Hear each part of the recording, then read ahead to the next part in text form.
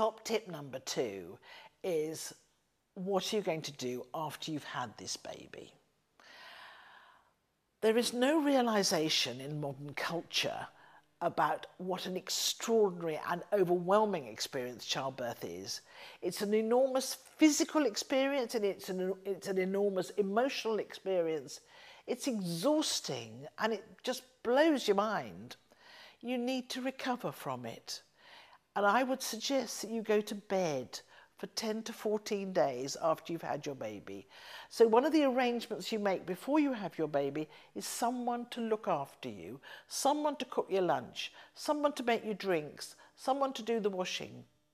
While you lie in bed with your baby, getting to know your baby, learning to breastfeed your baby if you're going to breastfeed, and just recovering and recuperating.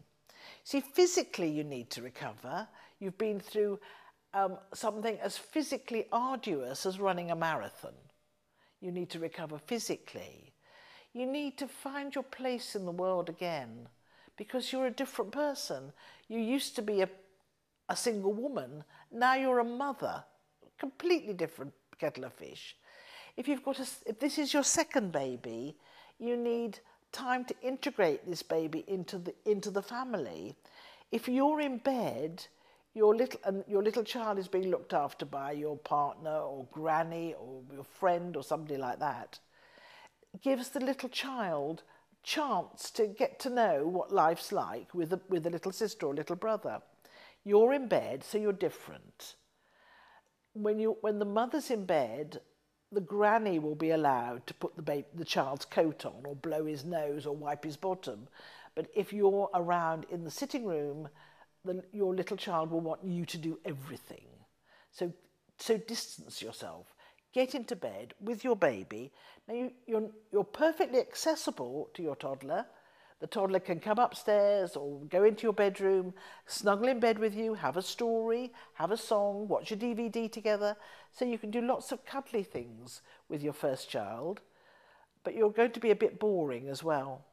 So your first child will pootle off and see what dad's doing, or see what granny's doing, or see what friend's doing, while you can concentrate on the baby, getting to know the baby, healing, learning to breastfeed, and the other thing, of course, is learning to sleep differently. Before you have a baby, you sleep for 8 hours, 7 hours, uninterrupted. Mothers don't sleep like that. Mothers sleep for an hour and a half, and then they wake up and feed the baby. Then they sleep for 2 hours, and then they wake up and feed the baby. Sleep for 2.5 hours, wake up and feed the baby. Sleep for an hour and a half. It's called napping, and you need to learn how to do that, because your days of 8 hours sleep have gone for quite a long time. Most babies do not sleep through the night for about 12 hours. So I would strongly recommend lying in bed, having your meals in bed, having drinks in bed, just being in bed. Obviously you get up and have a shower. Obviously you get up and do a pee or go to the loo. Obviously you get up and change the baby's nappy. But most of the time, be lying in bed.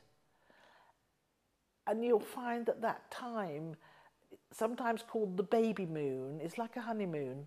It's absolutely beautiful. And if your partner's there and he wants to join in, they get him to slip off his clothes and come and snuggle in with both of you. Lovely, lovely.